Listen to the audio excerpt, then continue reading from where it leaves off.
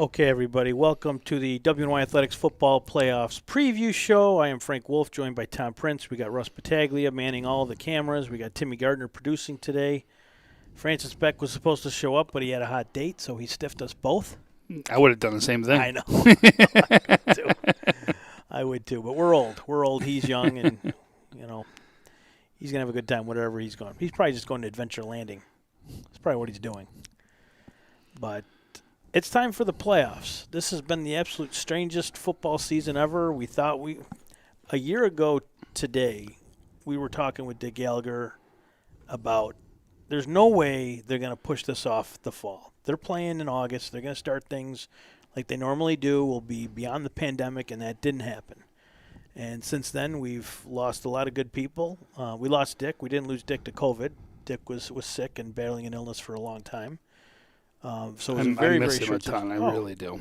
It's horrible not having Dick around with football and everything else and high school sports in general.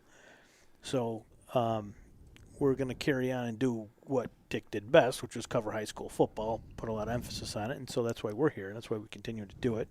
He lit the fire, and we're just going to keep it going. It was cool this year that the kids wore those decals on the back of their helmets. I don't know if every team did, but some teams wore the DG in honor of the late Dick Gallagher. We still had Trench Trophy nominees. We still had Connolly Cup top performers each and every week. So through 5 weeks, we have that going. Trench Trophy's been at pretty much every single game. Connolly Cup's been at every game. There's been our good friends like Cal Phillips has been on the sidelines at every game. Harry Skull doing his thing for the news. Miggy. So Pat Nagy. I haven't run into Pat yet. But I don't know if we will. Is there any of his teams playing? They do Lancaster. They do West Seneca East, the B newspapers. They do Orchard Park. Williamsville South. Do you think he's going down? Well, but he still would do a story on it. I wonder if he's going down. Pat, if you're going down, you want to ride, let me know. I'll be happy to drive down. I'm going down to Jamestown tomorrow. And I drive fast. But I do stop at Davidson's. All right, you got to indulge me here for a minute. I got to give you my little stick, and that is, come on, man, it's playoff time. How do you not get excited right now? We are in the playoffs right now. We finally are here. I don't look excited? No, we got to get them excited here. Come on, we got it. We are playoff air. We got some great matchups. There is some matchups we're going to be talking about that are state championship caliber. That's how good they are. They really are. We've got some big things that are going to be happening in Western New York, and at least we're here. We're at where we want to be. I'm excited. I really am. I'm disappointed that you don't think I sound excited right now. I am excited. Russ's face says it all right there. If this isn't exciting, then my goodness, nor do I. Well, listen, they'd be tuning in and they saw me. If I didn't give at least a little excitement, people would think, what's going on right there. So I got to give my little excitement. There's no doubt, we should be excited what's going on. Do you know why I'm not that excited? I mean, I'm excited. I'm annoyed that there's so many games tomorrow and not enough games on Saturday. And just for me, because I'm selfish, I want to be able to get to 4 or 5 games this weekend, and I can't. I got to go do Jamestown, and I'm happy to do that game. But I can't wait to get down there. But I want to see that CSP Southwestern game on Saturday. I can't get to that one. I want to see Franny's Canisius on Saturday. I can't get to that one. Thank God Western New York Athletics is actually putting these streams out so that we could watch them then. I know, and I wish we could do more. We could do more. We just had one kick. We have 4 crews out tomorrow. That's the most we can get out at one time is 4 crews. We just can't do more than 4. Lancaster Bennett, we know that game has now been postponed canceled, wiped out because of COVID. So Lancaster will move on to the next round unscathed, and they were in for a brawl with Bennett because that 72. Oh my gosh! Do you want to get in front of that guy? And is he just a sophomore? Yeah. Rashad Perry? Are you kidding me? But I'm heartbroken for those guys. Heartbroken for those guys. And even more than that is they are a very young team that we were out there talking about. They're led by a freshman that's at linebacker who also plays running back. You've also got a sophomore quarterback right there. You got a team that was really young that was getting better, and better in each week. It really did. And played Orchard Park to a 14-6 game. Right? You're talking one score. Anything could happen at one point. So you knew they already played one of the undefeated teams in a very good game. You knew this was going to be a great game, and you knew both teams were ready to play it. Bennett has a history, for as long as I've been doing this, they have a history of starting slow and then piling on at the end. And just their speed, their athleticism just takes over towards the end of the season. That's just the way they've always been. They could, and don't forget, AA, 8 teams made the playoffs. They had 9 in the division, right? Sometimes they only had 8. So they knew they were going to the playoffs, so they worked on things and continued to get better. And when it came time to play, Steve McDuffie had those guys ready to go, and they put on a show. And I don't know how many times they played at the Rail, 4, 5, 6. Yeah, it didn't matter what class they were in either. They've done it in multiple classes. But with them, even more, because I agree with you, you saw a team that excelled when it came to time for the playoffs. But this was a little different in the makeup of this team because of how young they were. You knew they needed games under their belt because they hadn't even played at the varsity level yet. So you knew once they saw the speed of the game and getting faster and all those things that we talk about at next level when it comes there, that these kids were going to start to excel. And that's exactly what started to happen. And if you even look at that Lancaster game, to go back to it, because remember, they played the first game of the year. First half, that game was close. It was the second half that you saw Lancaster start to pull away in that game. But you really saw a lot of positive things, and you knew that this team, once they saw more and more reps and understood what other players were doing and how they were going to do it, the team was going to be dangerous. It really was. No doubt about it. We're going to be talking about all those games, and we wanted to give a little bit of a shout-out to the Bennett team. They played great down the stretch, and Lancaster, they're good every year. Probably one of the best run programs in Western New York. And who knows what's going to happen? Why are you calling me? Listen, does anyone know we're on a show right now? 4-time perennial sectional champions, right? Going for a 5th right now.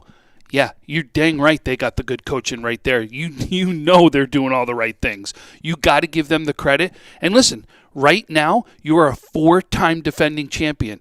Yeah, the nod right now goes to that Lancaster team is that you've got to give them the edge right now. And they get another week to get healthier.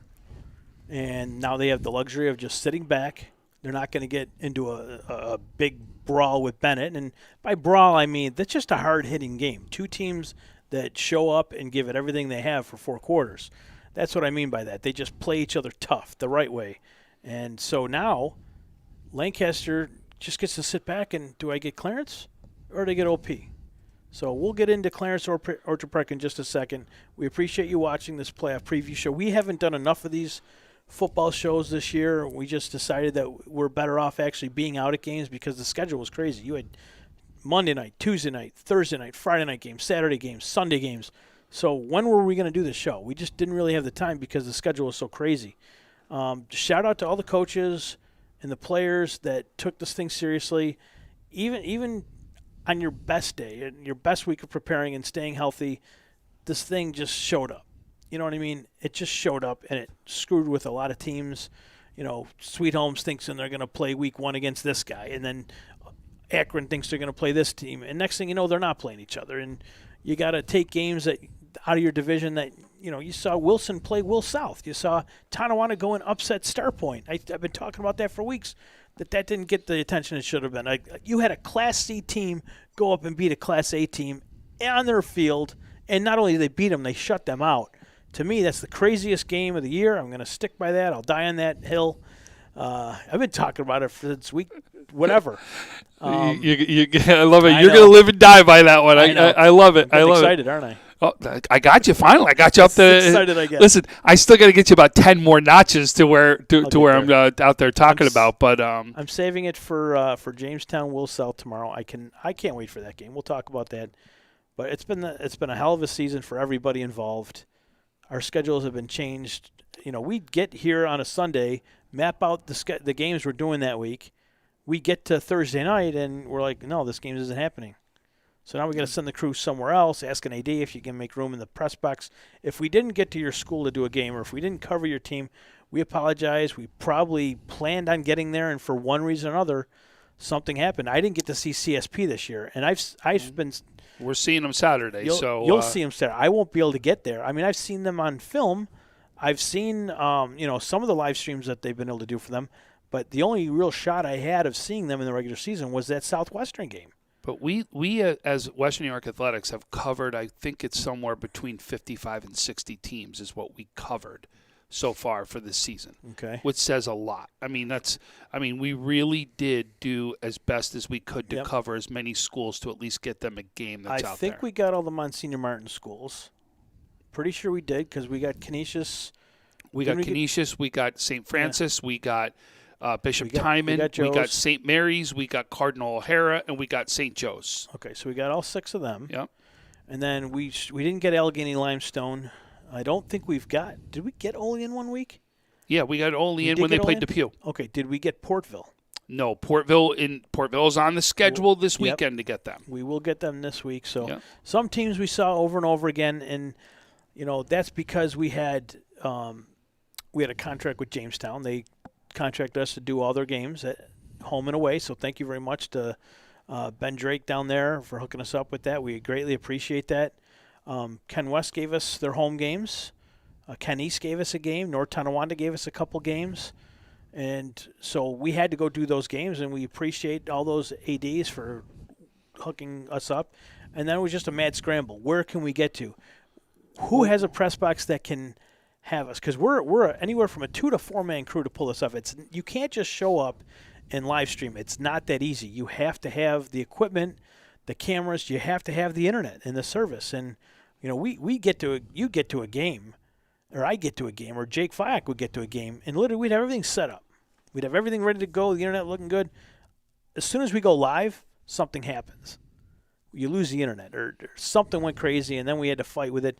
Stuff that people at home didn't necessarily know. But how many times did you call me 2 minutes before and say, I'm screwed, something happened? Not me, because I made sure at least once or twice. I made sure it happened. Yeah, you did. But I think there was a time at Depew I couldn't believe all the 4-letter words in the text.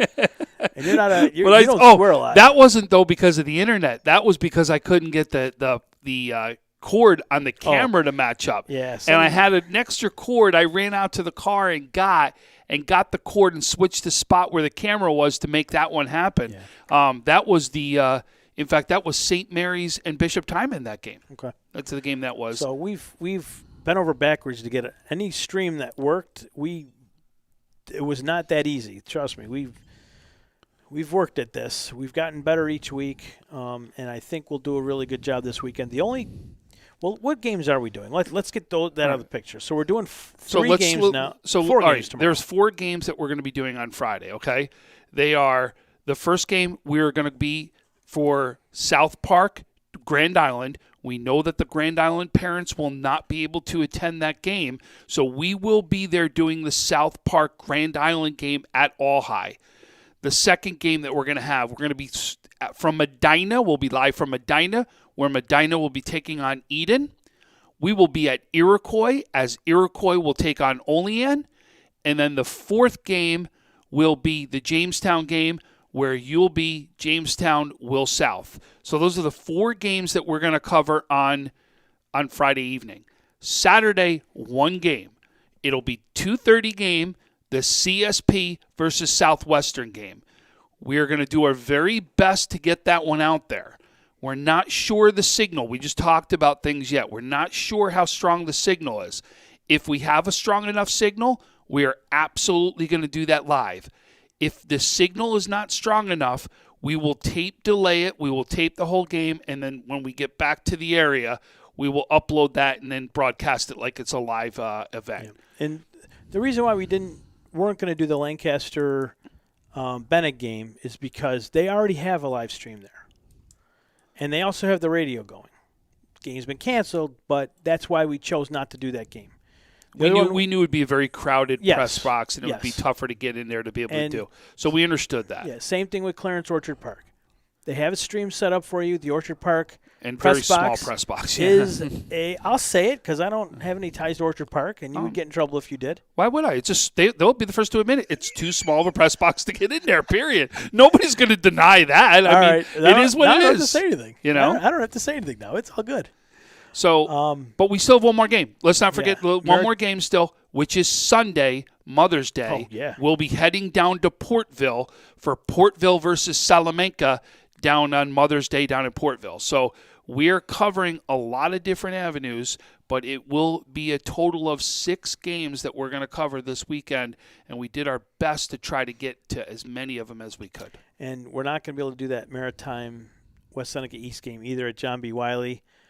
Another one that I was kind of hoping they would push to Saturday. It did come in for the Friday, and it's a 6 o'clock start also. We just don't have another crew that can get there, but that could be a hard-hitting game. We will touch on that in just a little bit. Why don't we take a quick break?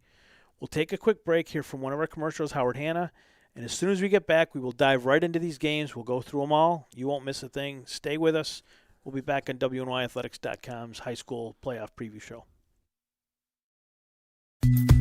When it's time to sell your home, start with a visit to howardhanna.com, ranked the #1 real estate site for sellers. Owning the perfect house to come home to. You've earned it, and we'll make it happen. Our local real estate experts and in-house team of So if it's time to sell your home, visit howardhanna.com today, and we'll match you with a local Howard Hanna agent to sell your home fast. I love being home.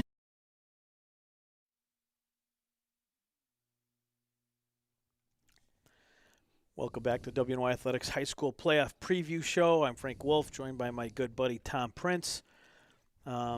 I don't think I'm supposed to take a drink while we're actually on the air. I think That's what the 30-second was for. I had to hop over 30 cords to get to that table. Russ said he was going to bring it over, but he totally dropped the ball on that. Russ, it's not like 3 cameras are enough, right, Russ? So, look, we there's no sense in touching on that Lancaster-Bennett game that was supposed to be. It's not happening. Lancaster cruises to the second round. They will host the Section 6 Class AA Championship. Who they will play is anybody's guess. It's Clarence. The Red Devils coming in with they went 3-2, and they're going to take on Orchard Park, the Quakers, who hasn't lost a game either. And those are teams that you're more familiar with than I am. I didn't see either one of them up close and personal. All I saw were their live streams, reproduced, and then highlights, and I got a chance to read about how they did through our great reporters that are out there in social media, people that cover those teams. But this is going to be an interesting game. I know we have 2 great coaches, in Paul Bergio at Clarence and Craig Dana at Orchard Park. Is that a game that's going to completely come down to line play, and Orchard Park has that line, and can Clarence hold themselves up to those guys? Well, that's the question, right? And they've already played one time this year, so they've already played once with Orchard Park winning 21-0 over Clarence in the first time that they met out there.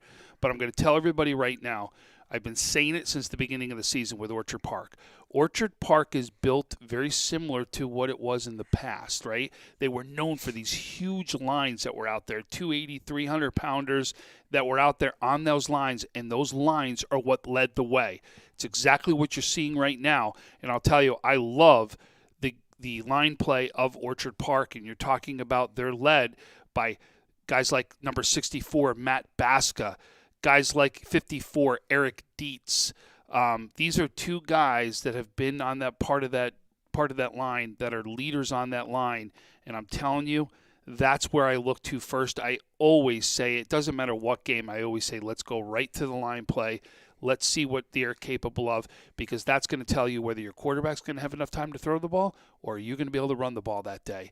And then that's exactly why that Orchard Park has a running back right now in Tommy Sullivan that you've seen already a Conley Cup, got a Conley Cup nomination right there, did phenomenal because of this line play. I really give it a lot to line. Not to say that Tommy's not running the ball well, I get it.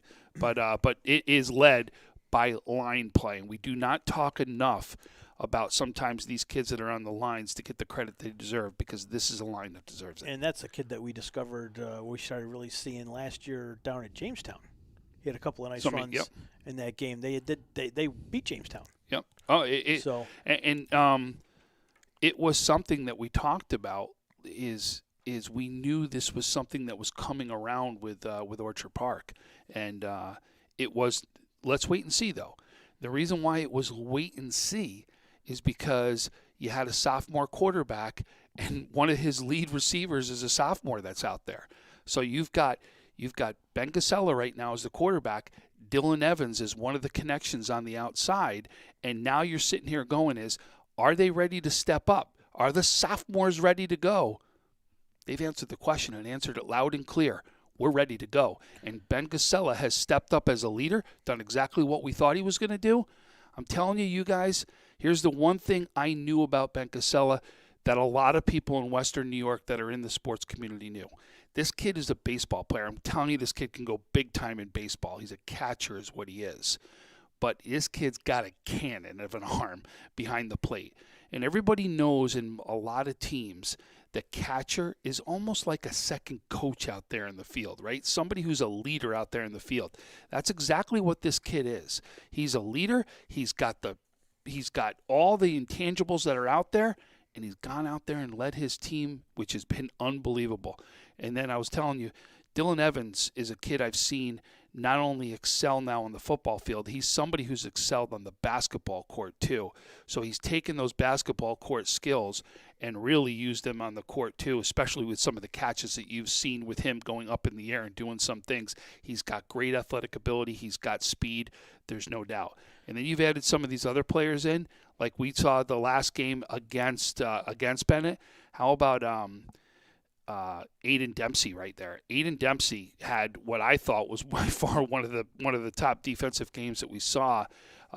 Defensively came up huge for his team against Bennett and really caused so many turnovers. And then not only did it, by the way, he'll go on the receiver side and had some great catches from the receiving side of point. So you're talking about a very deep receiving core in Orchard Park. Like we talked about Dempsey, you've got Keegan Mancabelli, you've got Bryce Kirk, you've got Jeremy Copeland, you've got Roman Gasella, which is brother of Ben Gasella. Roman was huge too on both sides of the ball in the game against Bennett too. So I'm telling you, I love the weapons that Orchard Park has, and then you combine it with that line, boy, they're going to be tough to beat. But I'll tell you, the team that you know year in, year out that's going to play a tough game against Orchard Park or against any team in the Double A's, it's Clarence. They did lose 3 monsters on the line during the year. Austin Hawes is a 6'4", 300-pound guy. Cole Perman, 6'4", 270. You know, how do you overcome that kind of loss? And his brother Cole also, he's another 6'4", 270 guy. So, I mean, trying to overcome those 3 pillars, if you will, is very difficult. I know Clarence had a big win in Week 3 over a very hot Frontier team at that time, 21-12. I know they got a couple of touchdowns, short fields, and didn't they have a special teams touchdown? Yeah, too? it was 21 points scored in about the first 6 minutes of the game is where it was. So their scoring was all done early in that game, and then defense comes up big as they only hold Frontier to 12 points. And if you look at some of the scorings of what Frontier has done scoring-wise, 12 points shows how good that defense really is. So it comes down to Zach Norton, too. He's we've been talking about that kid for years. Tough running back, one of the most underappreciated in Western New York, if you think about it. He had a big opening week, but he's got to really put a lot of weight on his shoulders to help carry that Clarence team. I mean, he's a senior now. This is his time to shine. And if Clarence is going to get by OP, to me, I believe it starts with Zach Norton. He's got to really put that team on his back and see what they can do. And I'm sure Paul Borgio's got a nice game plan set up. And maybe they can make Gosella a little uncomfortable back there. He's another sophomore. These sophomore quarterbacks that come out of Orchard Park, he's the third one in the last 6 years. We were talking about, yes, because you're talking about Dylan Jenka was the first. Then comes Jack Sharp, and now here comes Ben Gasella. So no doubt about it. But let's not count out the quarterback over at Clarence, Garrett White, who's going to lead the way as a junior right there. He plays both ways too. Yep. Well, a lot of these guys do, and I think probably a year that we've seen even more of two-way play, just because of sometimes the guys who we're most comfortable with. Right? We saw some guys, and we didn't get a chance to see as many people as we really liked, so we may have gone with guys that we're really more comfortable with. Let me give a shout-out to all those people that are watching. I know there's people down in Fredonia, Dunkirk that are watching. They're not even in the playoffs, but God bless them. They're still tuning in, so thank you very much. Let me tell you something. I watched that Fredonia team. They were a good team this year, and they were somebody who was getting better and better as the year come on. Would have loved to see them in this playoffs because I think they had a quarterback and they had some things down there that were really something to watch for. We'll talk a little bit more about them when we get to CSP and how in the world CSP shut them out. Last week, a game I was supposed to go down to, didn't get to, but let's move on. We'll get over to that in a little bit. We're going to Class A1. What are we doing? Are we doing, what do you want to do? Jamestown? You do wherever you want. Jamestown, Will South? We'll do Jamestown, Will South. Jamestown has been a freight train all year. We knew that. And, I've said a couple of times that I think this is a team that could go all the way to Syracuse if they really wanted to. They've got that level of talent. They've got the coaching and the experience. They're going to run into a Will South team that hasn't made the playoffs since 2006. That's a while. 2016. 2016 is the last time Will South made the playoffs. They've been close. They've gotten to like week 7 where they thought they were going to get in, but then they'd face a team like West Seneca East that was going on all the way to states that year. Or maybe a South Park team that was just loaded. So they've had some tough goals as of late. But here they are. They're going to make that 90-mile trip down to Jamestown. They're going to leave early afternoon, and they're going to head to Falconer, actually, and have a little walkthrough at Falconer, get their legs going, things like that, have a little bit of a walkthrough practice at Falconer, and then they're going to head over to Strider Field. And the one thing that Williamsville South has going for them, Tom, is no one thinks they can win. Nobody's giving that team any credit right now. They're not giving them a chance at all. And that's a credit also to how tough Jamestown's been all year. When you're talking about Jalen Butera, Trey Drake, Rojas, the list goes on of fabulous players down there. And look what they're beating teams by 40, 50, 60 points. I mean, they're just a sledgehammer of a season. The closest game was Kenmore West at 33-12. Otherwise, they beat Hamburg 47-6, Grand Island 53-6, Niagara Wheatfield 49-8, and then West Seneca West 42-6. And I've been at 3 of those games. I've seen them up close and personal. I know how dangerous they are. But the thing that they don't get credit for is how disciplined they are. The Jamestown Red Raiders, I don't see them taking a lot of flags. They don't take these offside calls, delay game calls. They're structured very well, very disciplined, and that separates them from a lot of teams, is their discipline. And you need a disciplined team in the playoffs to take you to that next level and achieve those goals that you set in the preseason. And Jamestown's got a kicking game, special teams, defense. They're just loaded on all sides of the ball. Williamsville South, they're athletic, but they're not as big. They just don't have the size that you really need to compete and go deep. But they are a gritty team, and they believe in themselves. They got great camaraderie. They've got a coach who's been around a long time. You know, Tom Langworthy and Craig Krasansky they've had epic football games. I mean, we're going back to the Joe Licata days, the Sisson days. So these two guys know each other well. And Craig takes his team down to Jamestown every fall in early August. That week before they start playing actual games, that scrimmage Saturday, Will South goes down there. The seniors for Will South have been down to Jamestown, but that's it. That's another thing that you got to work up. That's one of those head game things. You know, we got a 90-mile drive, and it's, throughway, and then you get off in Fredonia, and then it's like a 2-lane road all the way down, and a lot of things can go through your mind. And one of those things sometimes is doubt. They can't let that enter their minds. If you're Will South and you're heading down to Jamestown, keep your focus on the task at hand, your assignments. I don't know if doubt is going to creep into my No? mind. No, I don't think so. Put I think you're just so pumped that you're pumped the minute you get on that bus ride, and the problem is you're pumped, and then you got an hour and a half ahead of you. Right? That's more what it is. So think about when you're on that high, and then you've got to come down off that high and then get back up for the high again. You have to stay in You that got to mind stay. frame. You got to It's stay tough to even do for 90 minutes. Yeah, you got to stay even, Yeah. and really that high has got to come off when you're getting off that bus to go out to the field. And I'll tell you, for those of you who know that Jamestown atmosphere, when you get off that bus and you walk into that stadium that they have, when that stadium is full, it is a sight to see, and it is a crowd, and it is a home field advantage for those people in Jamestown. Thankfully, at least for Will South, it won't be a packed stadium.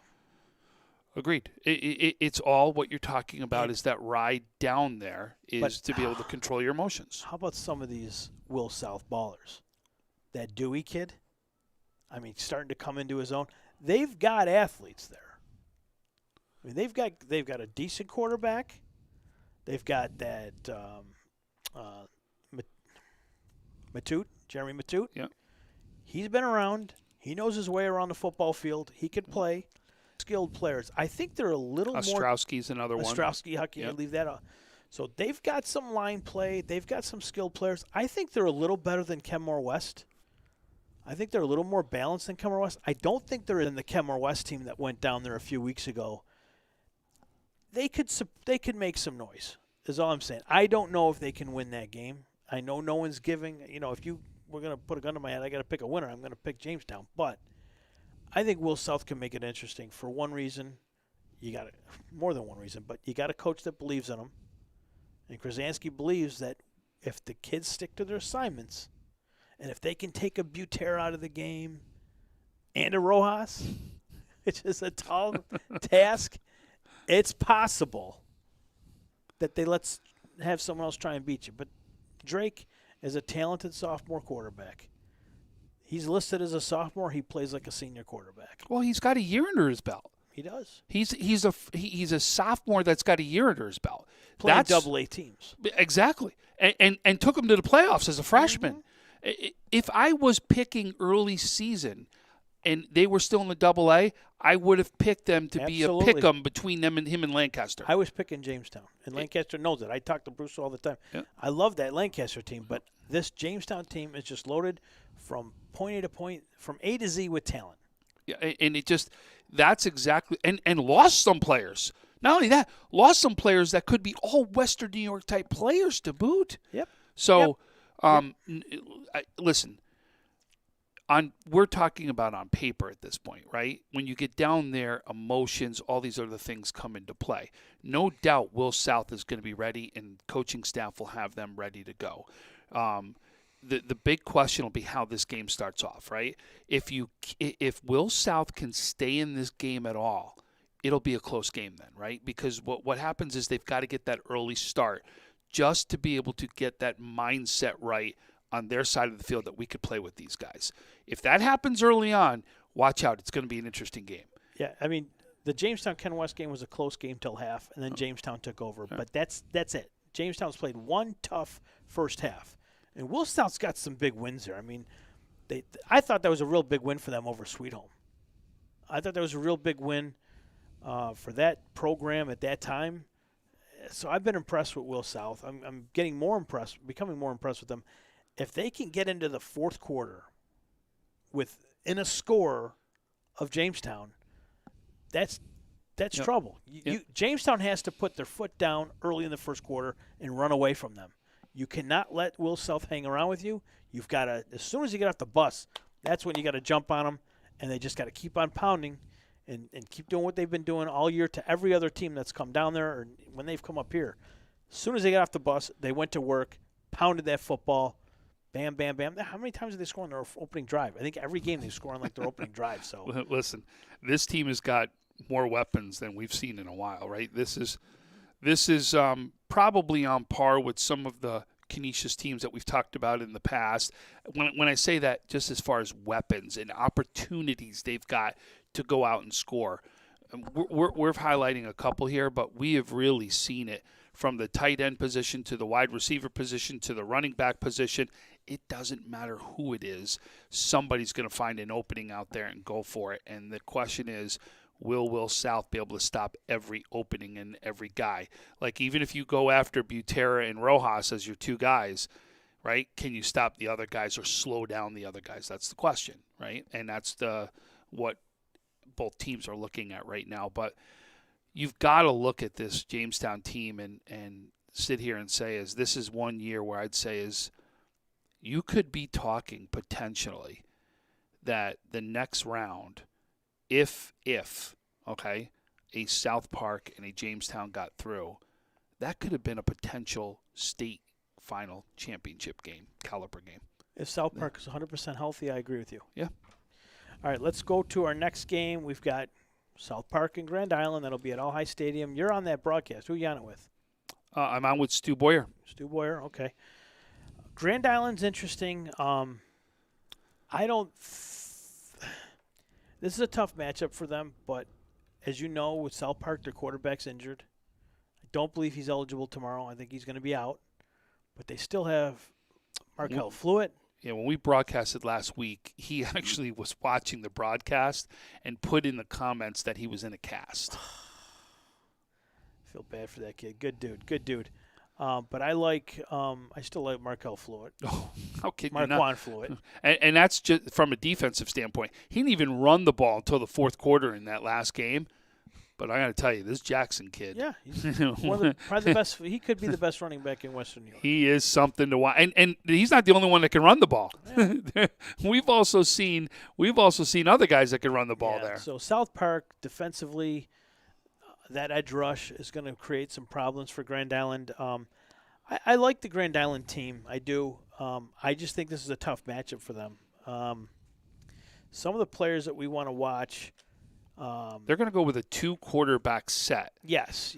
You'll see them actually go with their when they're going to pass the ball, more of a passing type thing. Horvath will be in there, the junior, to be able to throw the ball, and then you'll see the senior come in, Weigel, that will actually come in and play quarterback too. There'll be this dual quarterback role that you'll see kind of on different drives. You'll see each of them come out. Still got running back Jack Dugal-Kinski. We've been calling his name the last few years. Another good, tough runner, and Weigel, of course. Those are they control the running game. Those two guys. And he was hurt in the game against Jamestown. He did not play in that game against Jamestown.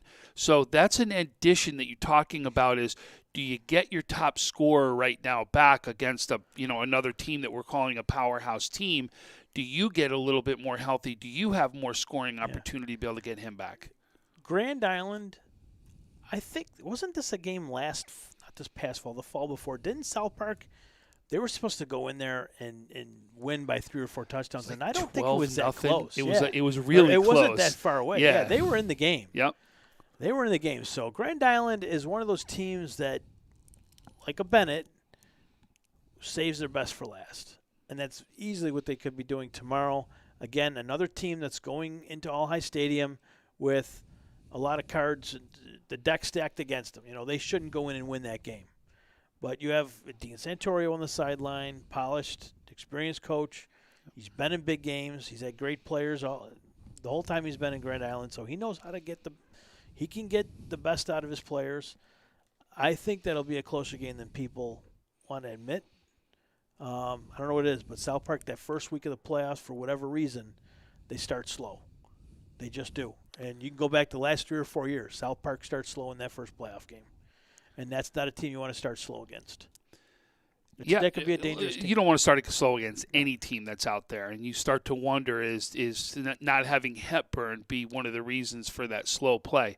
But I'll tell you, when they stepped up against Sweet Home, which you just talked about, Will South having that big win against Sweet Home, South Park looked phenomenal against Sweet Home right there.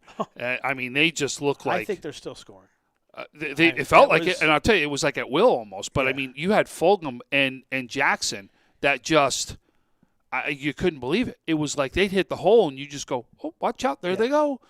And Fulgham, I believe, was a Connolly Cup top performer for week 5. 3-4 touchdowns he had in that game. I mean, he just ran wild. Did he have a couple called back too? There were multiple ones that were called back. I don't know if they were necessarily on him or not. Yeah, definitely a strong runner. With Jackson. I mean, they just have a ton of weapons. Yep. They have to. Grand Island has to keep that offense off the field. That's basically their one chance They got to control the clock like we talked about. Yes. And that's where Jack is going to come into play that you just talked about, right? Is he's got to come into play and help that running game and control the clock. This is where Fluid comes in for South Park right now, right? The leader on that defensive side of the ball that now you're going to say is, are you able to run the ball on the South Park team? Because that's exactly what you cannot get into a shootout with a team like this. You've got to be able to run the ball, control the clock, be able to punt when you're going to be able to punt, but your defense has got to step up when you're going to do, and you've got to slow that run game down. And again, Coach Delaney is a state championship coach. Oh, 100%. Another guy that gets the most out of his players. And I think when it's all said and done, I think South Park is going to be heading down to Jamestown eventually. We shall see. And that's the matchup we've been wanting to see since before the schedules even came out. Yeah, we were wondering if they were going to play in the regular season. There's no doubt about it. Everyone had that game circled on the calendar. But now there is one thing that is Grand Island and Will South don't have it circled. And they're going to do everything they can to come up big right here. And that'll be the question is, can they do everything to help overcome that? Because that'll be the key. Again, we're just telling you on paper what it looks like, but that's why you play the game. And if they needed any bulletin board material, I think they got it.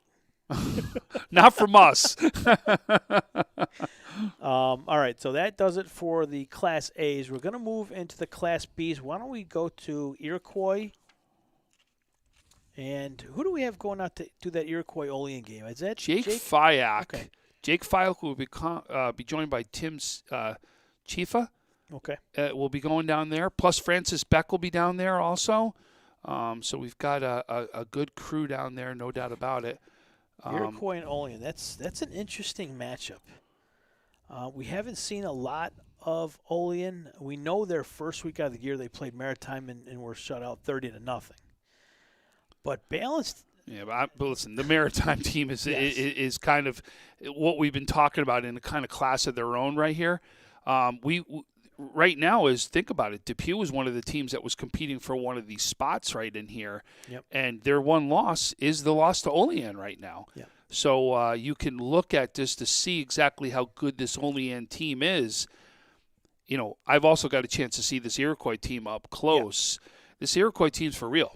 And again, multiple guys, and it's led by a nice line right here. I like this line play, and I think it's going to be one of the reasons why you're going to see this Iroquois team do so well. And then we've also talked about a two-sport athlete right near at quarterback that could be one of the top basketball players in the area that now goes out to play quarterback. And he's just a junior. Correct. Which is crazy. I thought Kleitz was a senior this year, but they have 2 4-year starters, I believe. Brian Nolan, the running back. Blake Nolan. I call him Brian, but he's actually Blake Nolan. I know his dad's going to give me a hard time about that. So, Blake Nolan and Noah Kedge, a tight end linebacker. Those are 4-year starter captains. Someone just said, you guys don't want to talk about Jamestown. Dude, we just spent an entire half hour talking about Jamestown. I don't know if you just got off your Xbox, but we've talked about Jamestown for a half hour, so rewind the tape. Now we don't even want to go down there. Been talking about Jamestown since, oh my God. Listen, we don't talk about Jamestown. We talked about, right? I mean, Drake, Butera. I mean, we'll go right down the lines right there. They really are a strong team, and there's no doubt they've been competing for a state title if that was a capability that was there.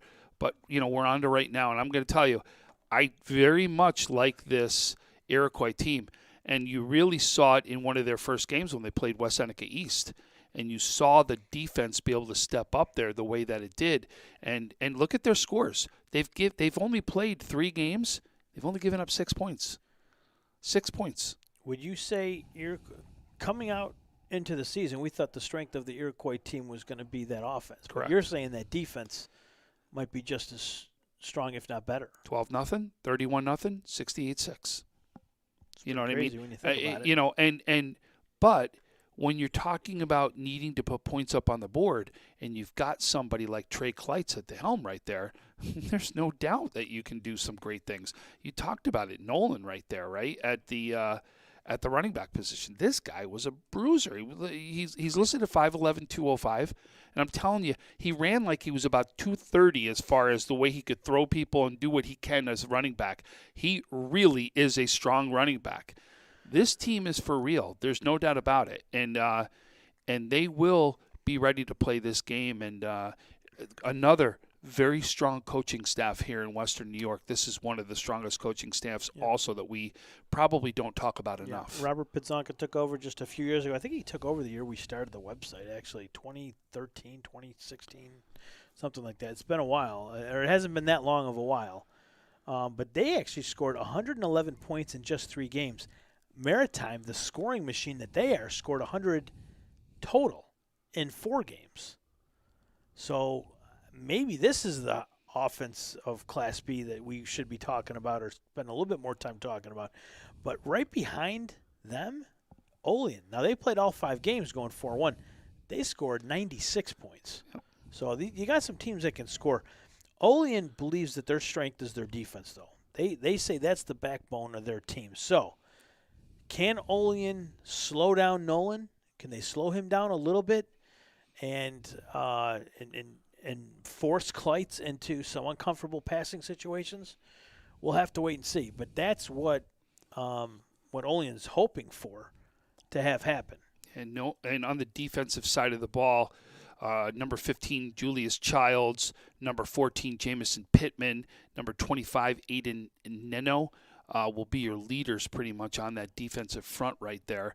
They're your leading tacklers right now on the team for Olean, and they're going to be the guys leading the way for Olean. It's going to be, it's definitely going to be an interesting game. And then on the offensive side of the ball, they've got 4 guys that are pretty much running the ball well. Their leading rusher as far as carries as well as yards is Silvis. Rayleigh Silvis is their leading guy. He's a junior. And then they also have Jamison Pittman, Aiden Neno, and Nick Pantuzzo will be your 3 other guys that will run the ball. So they're not afraid to go out there and actually have multiple guys take that ball and be able to run it, which gives Olean multiple looks to be able to be there. And then you're going to be led by your quarterback there is who we already talked about him with running the ball. So he's a quarterback that can run the ball, is Rayleigh Silvis. Yeah, Phil Vecchio, he's been talking about Pantuzzo for quite a while. Another one of his hardest working players year in, year out. So I don't think this is going to be a runaway for Iroquois. I think this is going to be a tough, hard-hitting game. Olean is not – I mean, they have a drive too. Yep. That's not around the block. But I got to tell you, it's the same thing I say for Jamestown. I don't know what it is, but Olean, Jamestown, they're not intimidated by that. They're so used to doing it. They are not intimidated by that ride whatsoever. Yeah, they have to do it 3 to 4 times a year anyway. So, and a lot of these guys play basketball. They wrestle. They play other sports where you have to go up to, those other smaller schools like a Wilson, like an Akron, things like that. So they're used to that type of travel. And I think Olean, how far did Olean get last year? They made the playoffs. They always go far. Yeah. They're always in the mix in any. I don't care what the sport is. They always will bring it to you. I don't care what the sport is. We had a comment on the page here that from Matt O'Rourke, our wrestling guy, said there's a bunch of good wrestlers that are on this Iroquois squad. I agree, which is why their line play is as good as what it is. We've talked about that down in Pioneer, why their line play is so good. You can equate it sometimes to these wrestling guys that are so big on the football front, and that's where it comes from. I'll tell you, that's a team that I do, my heart goes out to those guys, that Pioneer squad. Unfortunately, with them, they were 3-0 at the time, undefeated. Were ready to take on an Iroquois team that was really fighting for that spot. That would have been that last spot. And unfortunately didn't get a chance to play it due to COVID. And we got a chance to see that Pioneer team. They were for real, too. And it would have been great to see what they were capable of doing. We were going to go try to call that Pioneer-Iroquois game before it got canceled. And that's a team I definitely feel bad for. I don't know anybody that's in tune with what's going on in high school football. Anybody will tell you that Pioneer was a team that would have competed for that Class B title. They would have been one of the teams to reckon with for sure. Yep. Just a hard-hitting, tough team to play. They may not be as talented. They may not have as many athletic players as like a Maritime. But when it comes to putting the pads on and hitting someone, there's not too many other teams in B that can hit as hard as Pioneer does. And once you get hit, things change Oh, yeah. in a hurry. Absolutely. Things change in a hurry. So that's why Pioneer is usually in this position at the end of the year battling for a playoff spot. It's unfortunate they got caught up in the COVID mess when they did. But that was a good team. What's our next game? We got West Seneca East taking on Maritime Charter. Yep. And that's going to be at John B. Wiley. That's the first game, actually. 6 p.m. technically. It's their first game, Friday night. I don't know if there's a live stream or if there is I don't know if there is any stream for that. I don't know. We'll have to get with the AD, Marissa Falcaro from West Seneca. I think she does a live stream. So I'll reach out to her and see if I can get that, and I'll post it on the website. So this Maritime team, I mean, they like South Park. They've got some runners, right? I mean, pull that roster up. They've got dudes that can run the ball. We know Addison Copeland. Listen, I'm going to tell you right now, and I said this when we got a chance to do the St. Francis Western New York Maritime game, and I still believe this. I believe that the best special teams guy I may have ever seen come through Western New York, right, as well as definitely the best special teams guy now is Addison Copeland. I mean, what he can do the minute he catches the ball, it could easily be a touchdown the minute he touches the ball. Every single time. He is that much of a threat. He makes the other team look like they have 3 players on the field. Mm-hmm. You know what I mean? I remember watching him the last time they played when they were trying to go for a state championship. Remember out in Rochester when he was out doing this thing? He literally was just unbelievable. It was just like watching somebody that could just see every hole open up and knew how to run through those holes, find where they were, and just be able to break something open. It was time and time again. I'll tell you, just unbelievable. I really would say, for somebody who doesn't think special teams can sometimes make an impact on a game, Addison Copeland will show you that that's different. Oh, absolutely. But they have other runners, too. Well, Bridgers is another one. Makai Bridgers is absolutely. Gian Washington. Yep. Maurice Vaughn. Yep, Maurice Vaughn's we called another his one, name a bunch at Burger game last year. So we know they can run the ball, and that's the key for them. And they'll flip it, and they'll be the same guys we're talking on defense. Yes. These are the same guys that you're going to be you're going to be preaching on defense to. There's no doubt. Like I said, this team has got the power and the ability to strike fast and to be able to put points on the board quickly, just like we talked about Jamestown, just like we talked about South Park. Same exact type of team right here. These guys got the capability of putting up big-time points. And I like the coach, Ty Parker. He does things like take a game against St. Francis on little notice to challenge his kids. Absolutely. Because he wants them to be ready for the playoffs, because this is a team that's destined to play in the postseason. That's their makeup. They're strong enough to go not just win the Class B title. They're strong enough to go all the way to at least Far West Regionals. Yep. Their 3 games that they've played in conference would be Olean is their first game. They win 30-0. They play Maryville their second game, win 50-0. They take on the St. Francis team, like I said, and they did lose that game 35-6. But I'll tell you, early on was closer than what that score was, and then absolutely St. Francis. St. Francis had that bigger, stronger line that we talk about. That's usually the one thing you look at when a smaller school plays a bigger school like that. You look at the line play, and unfortunately, the line advantage definitely was for St. Francis on that one.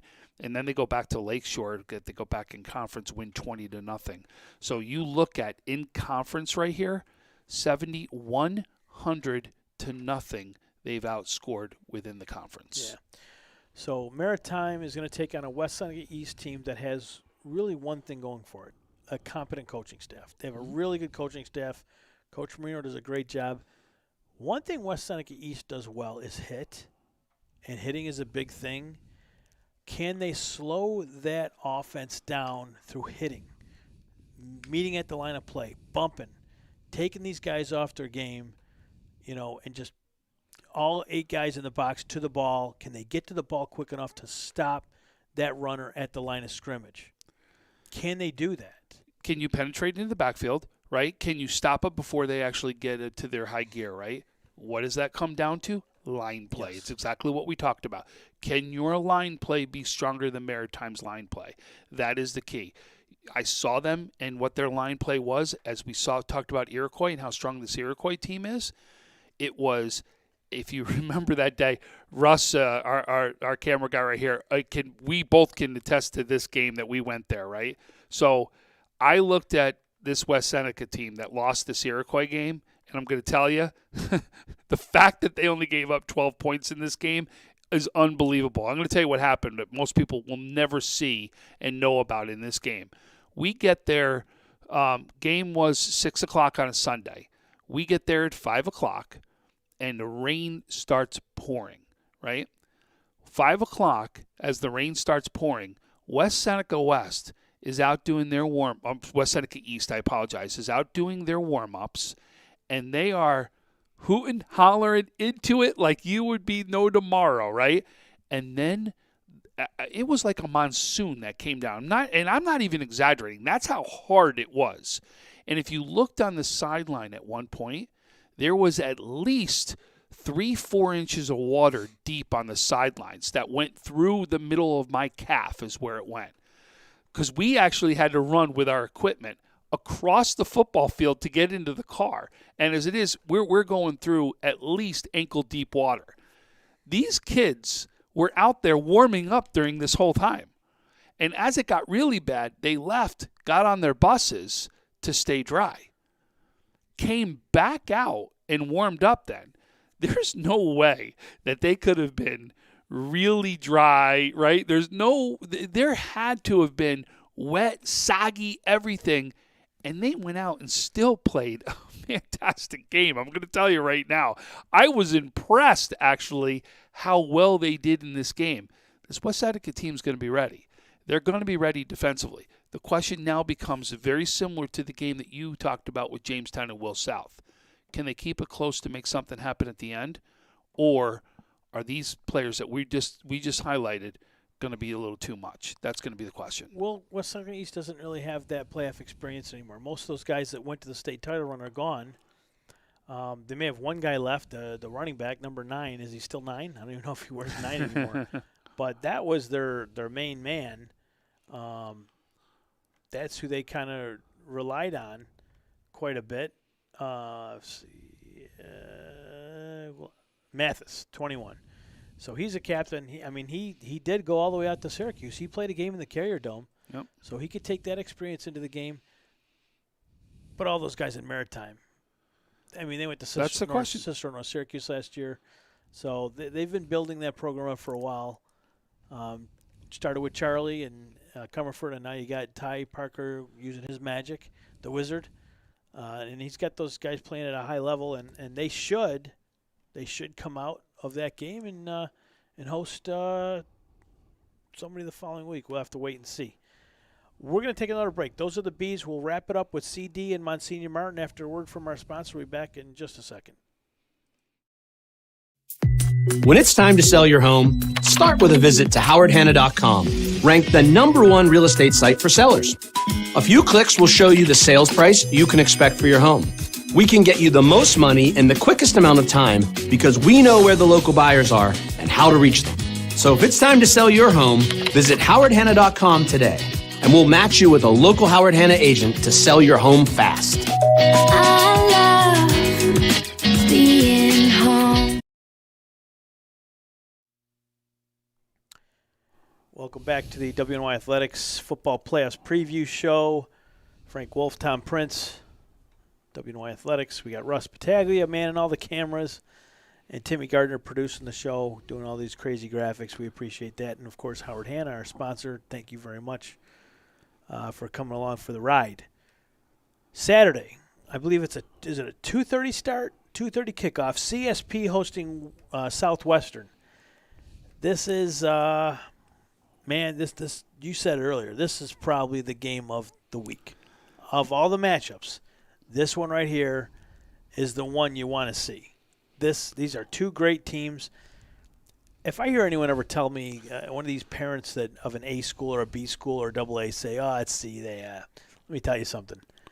Either one of those teams could beat teams in A They could beat teams in B, and I know they can beat at least a couple of teams in AA. So stop with the nonsense. Southwestern is one hell of a football program, and CSP is another one hell of a football program. They've only won 2 state titles in the last 2 years. The last time CSP lost a playoff game was 4 years ago at Maple Grove. I happened to be at that game. That's the last time they've lost a playoff game. Now, they did lose last year. Oh, they don't want you going to a game then. To Franklin Villageville. Well, what? I was at both state championship runs.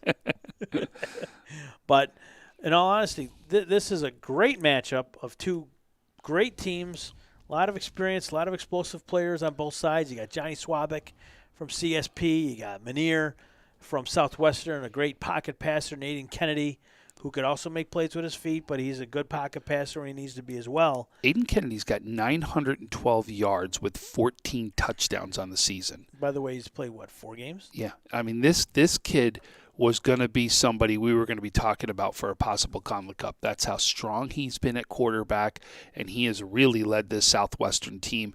This is going to be a game where we're really going to see stars step up. Yep.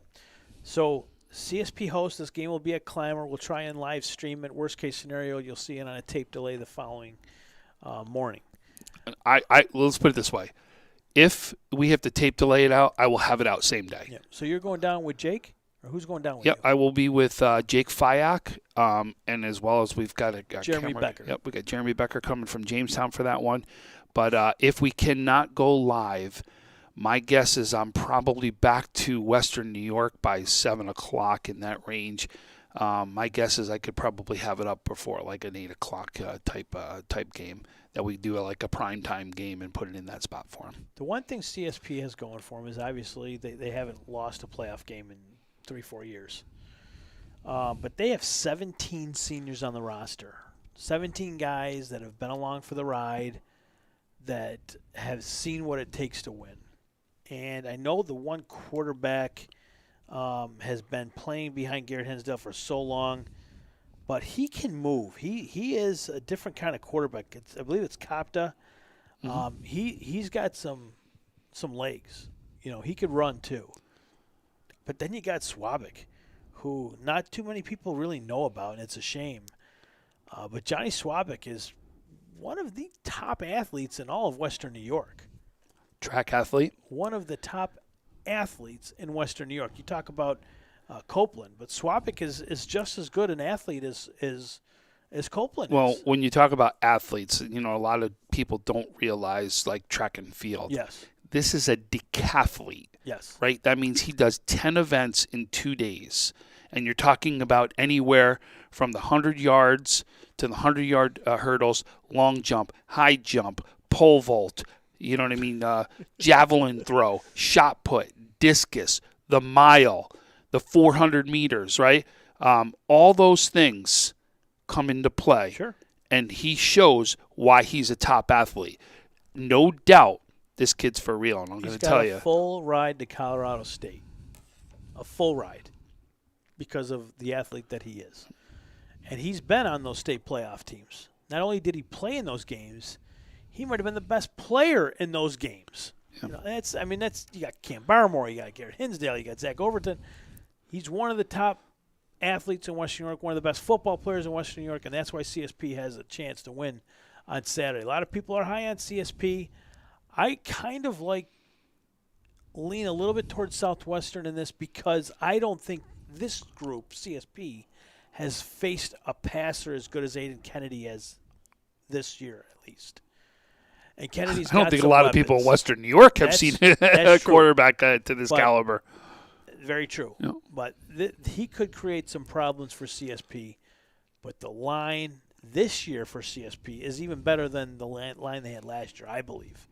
And that's saying something. Yep. So CSP will have to get after it defensively. They'll have to take something away from Kennedy, maybe his favorite target, maybe force him to go out of the pocket to make passes on the run, things of that nature. They'll have to take some things down. They're going to have to stop Munir, too, right? He's going to be big both rushing the ball and receiving the ball. But this is going to – this, to me, is the toughest game CSP has had in all those years since Maple Grove. When Maple Grove was really strong and actually beat CSP. So you mean locally? I don't know. That game, I remember them down in Rochester. Yeah. Where they had to come to get that state championship. Yeah. I'll put that one up in there Okay. in there too. I'll give you that. But I agree with you. Like this is kind of what we've always talked about, like somebody stepping up a class, Yeah. right? This is now the team that you step up a class to. And if you want to take the crown, Southwestern's had it. They took it from Cleve Hill. yeah. Southwestern's wearing it. If CSP wants But I'm going to prove say right everybody- now, this crown ain't not decided in this game. There will be another team Oh. that'll be waiting for these guys. You know it. You know it. So they got a long way to go. Yep. But we had talked that this is probably the game of the weekend. Absolutely. I think You're this gonna is be this there? is this is one you had to circle. You had to circle. How could you not be excited We had for it circled CSP Southwestern? 2 weeks ago. We were planning on doing the live stream at Southwestern. I was going to be at Jamestown, and you would be here, or I would be there, and you'd be at Jamestown. Didn't happen. But Yeah, here we we are. got Tony Caligieri and I were going to go Yeah, down I know. to Southwestern to call that know. game. Yeah. So here we are, and it's going to be a fantastic game. Anyway, slice it. There's no losers in that one. No losers in that one. That's going to be a game for the ages. Yep, I agree. Game for the ages. We got another C game to talk about. Medina, Eden. Who's Eden North Collins? Yep. And man, Eden North Collins would love to have a kid like Robinson on the team that they had last year. Big, tall receiver to go up against Brian Fry and Medina. Oh my gosh, is Brian Fry is close to what Swabic is, if not just as good. Brian Fry, for those of you who don't know, is a Division I baseball player, and he will be off to the University of Toledo to play Division I baseball. But I'm going to tell you, this kid's an athlete. We've seen it in the basketball court, and now everybody in Western New York is starting to see it on the football field. He is just unbelievable to watch. But I'm going to tell you, there are weapons all over the place in Medina. And I'll tell you the difference to me in this game with Eden and Medina. To me, Eden is a little bit one-dimensional, right? They can really pass the ball, but you're going to see them either win or lose this game by the air is what they'll do in Eden. Versus Medina, you can see them go with two weapons. Their quarterback at Medina is somebody who can throw a baseball pitching-wise about 85 miles an hour right now. He's got a gun. He's coming up the ranks. People don't know about him yet.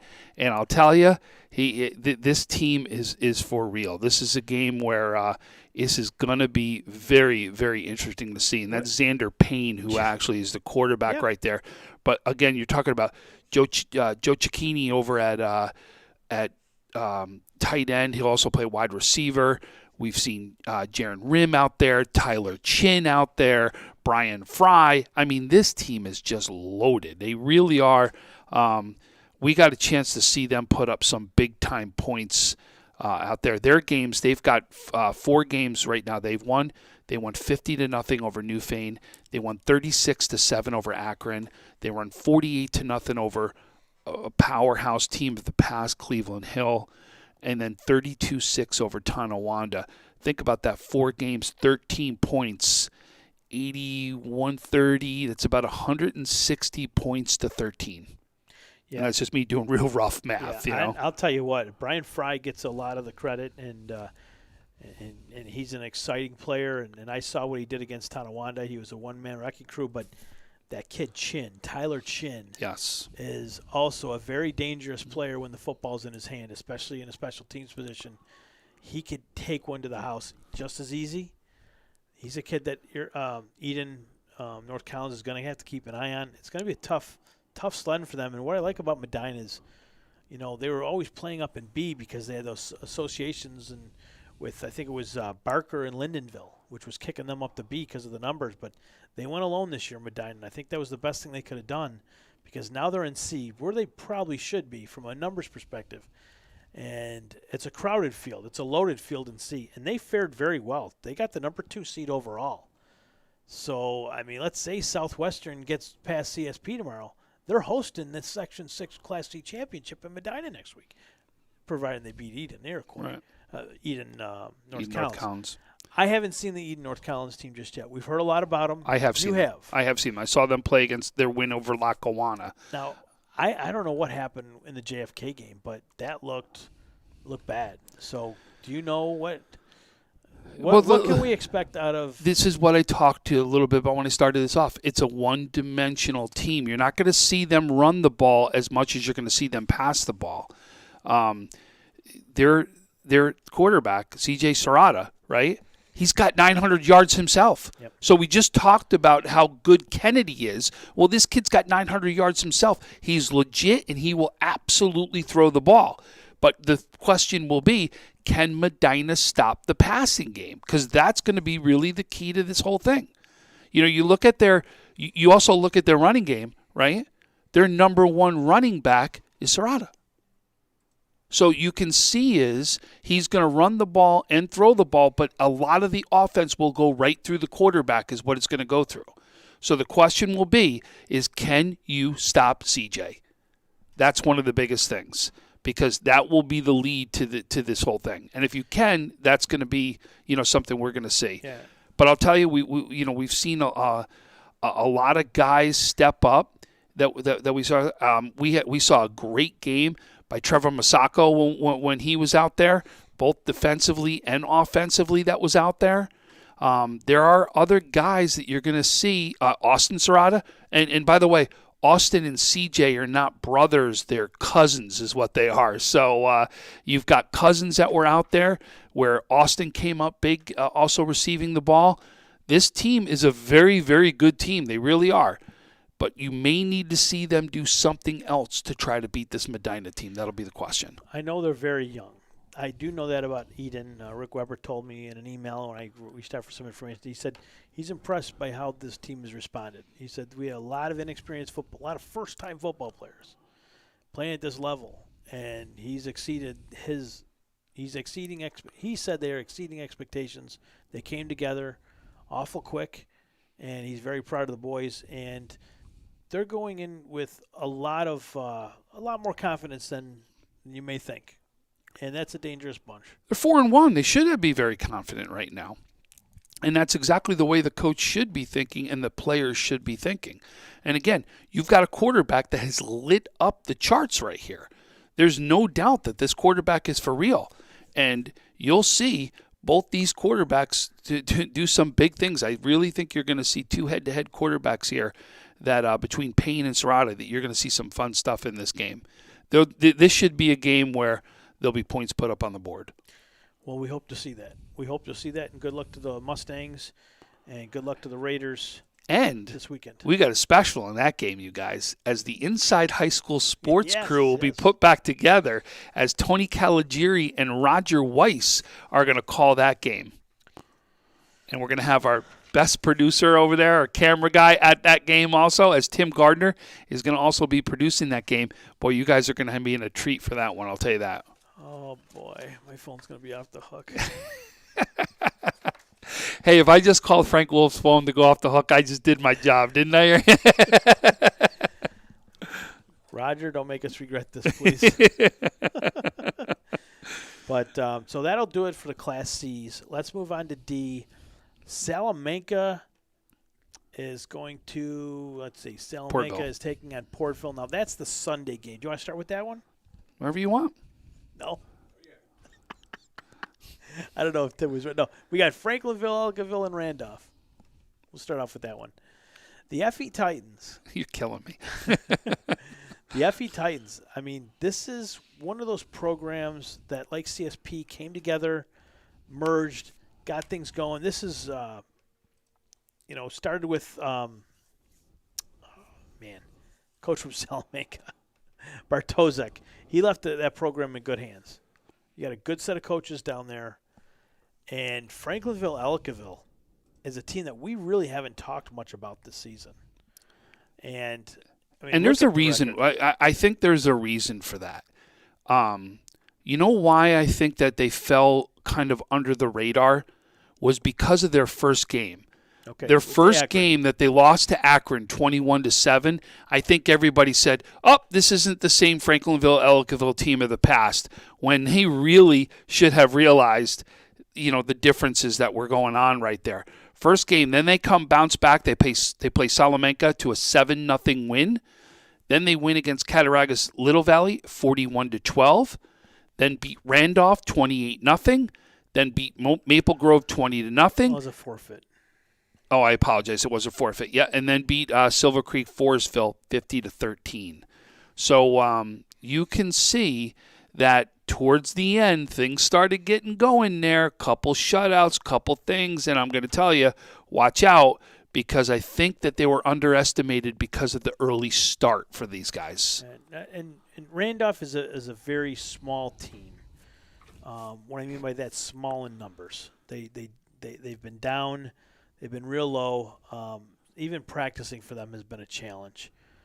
There was rumors that they may go to 8-man. I'm glad they stayed up, and I hope that they can combine with someone next year, because that is a storied program too, the Cardinals down there. But played the closest game out of anybody to CSP. Yes.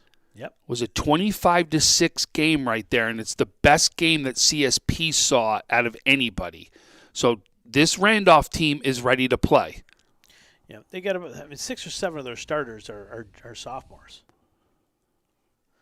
So that's saying something. But Franklinville-Ellicottville, year in, year out, has been one of those tough teams down in D. They are the last team to beat CSP. So, and that was just a year or so ago. But talking about Franklinville-Ellicottville, you get the coach's son on the team, Lucas March. But there's a number of players down there. Logan Frank is still there, and he's still, he was Connolly Cup material. They were talking about him as Absolutely. one of the guys. And he's still there. So, he could do some work. Chuddy, that name comes up. Yep. He's another tough kid. Logan Grinnell is another guy that you'll be looking at. But they could easily they're going to be tough to beat. They're going to be tough to beat for that Randolph team. But I'm not counting this Randolph team out right now, because, like I said, is the best team so far that has played CSP, and that's the game I'm looking at, is how good you played against top competition. They're going to be ready for this one. Jason Marshall have the boys ready. The only thing I wish they would put their stats on the website. Yeah, I was just thinking the same thing. They're one of the only teams that doesn't do it. They're not the only one, but they're one of the only teams that doesn't put their stats in their website. If you get a chance, whoever does stats for Franklinville-Ellicottville, Randolph was the same way, though. Log on to the Section 6 football.com website and do what every other coach does. Put your stats in so we can talk and highlight your team a little bit more. There's not much we can do if you're not putting your stats in. But Franklinville-Ellicottville, they come to play each and every week. Tough, gritty, physical, and they've got some skilled players and some tough runners, and it'll probably be a ground and pound game for them. And we don't have a crew going to that one, right?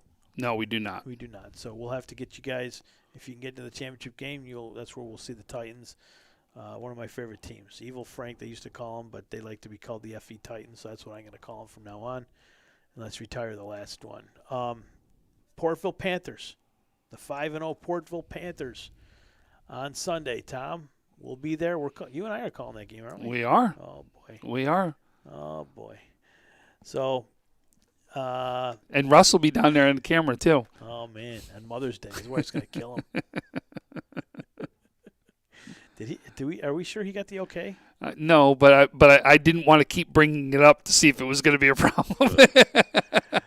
So Portville, I believe they're the team that scored almost 200 points this year. They are. So listen to some of these scores. I mean, this team is for real.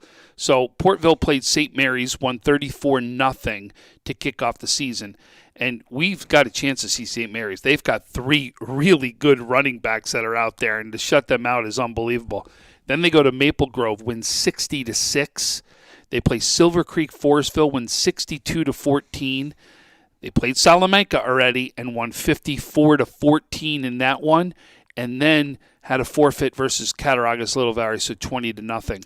So if you look at the 4 games they played, 120, 170, that's over 200 points right there that they scored and only gave up 34.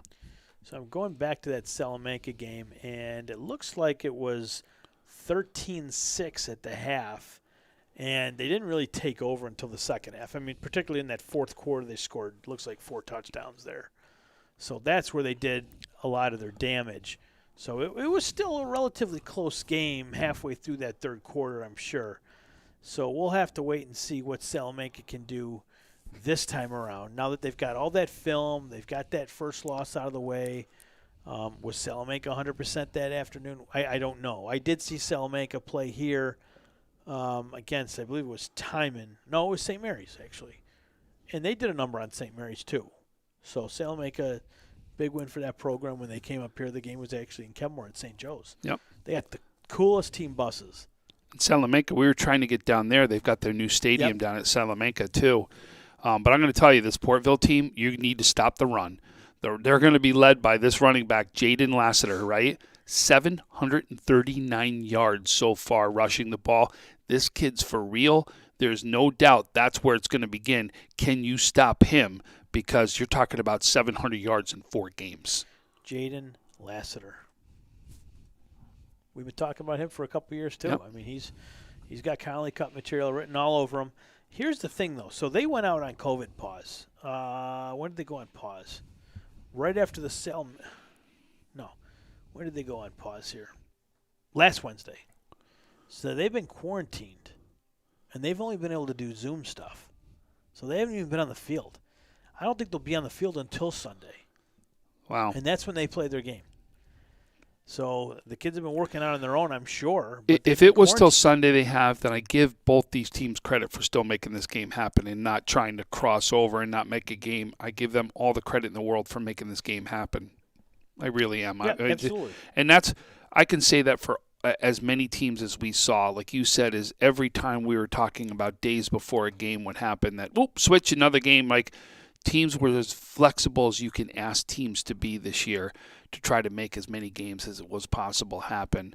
And just extremely happy. If you remember, when we kicked off this season, I know we're here talking about playoffs, and I know we're here talking about, some of the great success that we've seen so far this season. But remember, we said when this game started, as far as when we were out there talking with as many coaches and as many parents and as many, media guys like us, let's be happy these games are played, right? Let's be happy they got a chance. Let's be happy that seniors had their senior moment out there. That's really what this is all about. And he's only about 70 yards away from taking over sole possession of the rushing yardage leader in Western New York. He trails Pagano here. It looks like just 66 yards. Love that kid too, Pagano. Yeah. Pagano, what a great kid for Depew.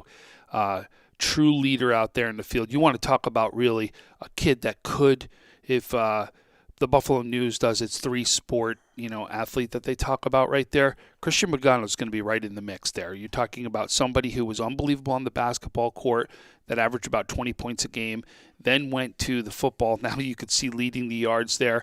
And then, by the way, his best sport, which he's going to school for to play, is baseball, which is still yet to come. Nice. So that'll do it for the Class Ds. We're going to talk a little bit about the Monsignor Martins. We'll wrap up there. We got Canisius. Just want one more thing to say about this Portville team. What do you got? One more thing. This Portville team may be one of the highest scoring teams we've seen in a long time.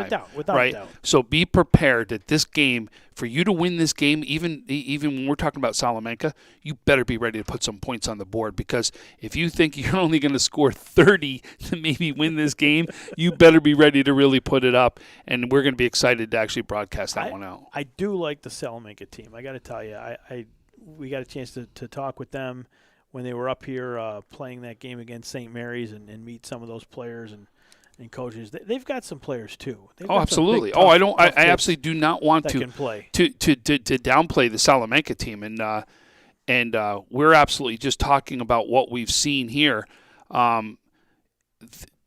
Unfortunately, we don't have a lot of stats on there. They've got, it looks like Jesse Stallman, that's going to be running the ball, 10th grader right there, that's going to be running the ball, and led by senior quarterback Lucas McKenna are going to be some of their guys that we're going to see highlighting out there.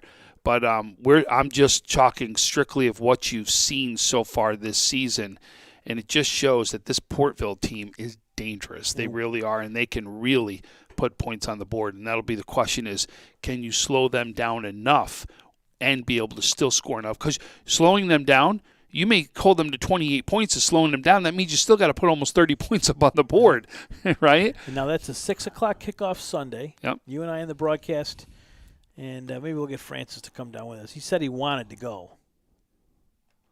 He's itching for. Did you steal my pen, by the way? No, the pen's right there. All right. Well, I had it over here. Anyways, that's it for our Class Ds. Let's go to Monsignor Martin. We got St. Francis and Canisius. They hooked up earlier in the season. As good as Canisius is, and they've buried Joe's twice, and they beat up Franny's their first meeting. That game, Franny's may have had five practices before that game. Yeah. Canisius had already played a game and had a ton of practices. I already played Joe's at that point. Yeah, and Francis was not at 100% at all. Not making excuses, and Coach Smith would never make any excuses either. But this was also Otremba's very first start as a starter on varsity. So there were a couple things that were going on right there. Yep. And again, we're really just trying to set the groundwork here is that we really believe this next game should be a better game is what it is. Oh, that's where I'm going with this. This will be a much different St. Francis team than what you saw first time out. And I'm not saying they're going to be Canisius, but what is this, their third championship game in 3 straight years for the Monsignor Martin? It's come down to these two teams. It just tells you how good these programs are. And Canisius has a more experienced quarterback, a more explosive quarterback. Tyler Baker, great runner, can extend plays with his legs. That's his strength. He's a pretty good passer, too. I think he's a great passer, but he could throw the ball. And Canisius has the weapons, too, on the outside. He's got a lot of weapons around him. Great kid. Great student of the game. Works his ass off, works his butt off. Definitely would be a Connolly Cup finalist in any other year. Canisius is just a strong, tough team, well-coached, top to bottom. Baker's legs, to me, are the difference in that particular game. Can't St. Francis, can those big DEs, can they keep him in the pocket? Mm-hmm. If they can do that, they have a chance. If Baker's running all over them, they've got no shot. But if St. Francis... They've got to win the trench run. That's the trench war. They've got to win. Yep. If you remember in that first game, St. Francis takes a lead right at one point and has the touchdown called back. If you remember on a penalty, it was about a 50, 60-yard run that gets called back right there. And then Canisius goes on this run right after it. Right there was really the change in the game that was happening that completely shifted this entire game that was out there. You know, if that happens and that stands, are we talking about it being even a closer game? Who knows, right? It was still a penalty, and that's why it got called back. But I'll tell you, I really believe this game could be closer. And I really believe the reason for it is we're going to see which line actually steps up in this game. Yep. And now we've kind of got a little bit of the opposite thing going on where St. Francis is kind of playing a little bit more, and we haven't seen Canisius play as much. So do you also capitalize on the fact that you've had more experience on the field right now versus somebody else? Who knows? That's why we play the game, right? But there's no doubt this is still a rivalry game, because I don't care if Canisius plays St. Francis or Canisius plays St. Joe's or St. Francis plays St. Joe's. They're all rivalry games, right? Those are true rivalry games that we're going to see, and can't wait to see this one play out because there's no doubt it's going to be a great one. Have to wait and see. Obviously, Canisius is a tough out right now, extremely tough out. You know, Otremba is such a young kid, not a lot of experience under center, but he's getting more experience each and every week. He's having more time working at the coaching staff, more time in the film room, studying what he can do to become a better player, a better leader in that team. And they're gonna be counting on him to really step up this Saturday. It's his first shot in a championship game, but hey, Tyler Baker. He had his first chance in a championship game one time too. So you got to start somewhere. You have to get that experience. St. Francis is going to give him a very good game. We'll see what happens on Saturday. But that's all, every game from Friday through Sunday. There's so many other Funky Bowl games. You know, you got Ken West, Ken East. Friday we can't get to, but good luck to those guys. And then you got another TNT game. Yep, TNT will be a Friday big one. night is all. I don't know why they didn't push some of those games off to Saturday. We have absolutely nothing going on Saturday night. We'll be twiddling our thumbs when we could have been doing some streaming. No, but you'll it be is what it twiddling your is. thumbs. I still got to drive back from Clymer. You got to remember. That's true. That's true. I'll call you. I won't text you because I don't want you texting and driving, but I'll call you. But if you're out there at one of these games, feel free to tweet at us at WNY Athletics. Call in those scores. Tweet us the scores. Let us know who's doing what.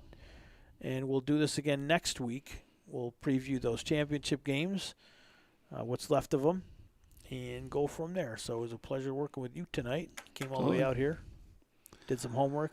Well, and actually before this, you'll see hopefully a little bit later on tonight, I did 2 more baseball interviews as I've gone now, kept the baseball tour up. I've been to Orchard Park and now Lancaster. We've got 2 more interviews to put out. I was at Will South earlier. The girls' softball team wanted to know when you were coming. Well, I figured it will be happening. Just threw you under the bus. Trust not me, even it's nothing. happening. I just wanted to get a head start with the baseball, but I will start combining some of the softball in there. Just trying to get a little bit of a head start right now to get going. Will South, I will be there for both baseball and softball. So that'll do it for WNY Athletics High School Football Playoff Preview Show. For Tom Prince, I'm Frank Wolf. Russ Pataglia did a great job on camera. Timmy Gardner, the producer of the year over there. And thanks to Howard Hanna for sponsoring the show today. I'll be in Jamestown tomorrow night. You're going to All High Stadium. We got the Iroquois game covered, and what's the other game doing? Medina. Those 4 games will be streamed on WNY Athletics on all our platforms. See you tomorrow night. Have a good night, everybody.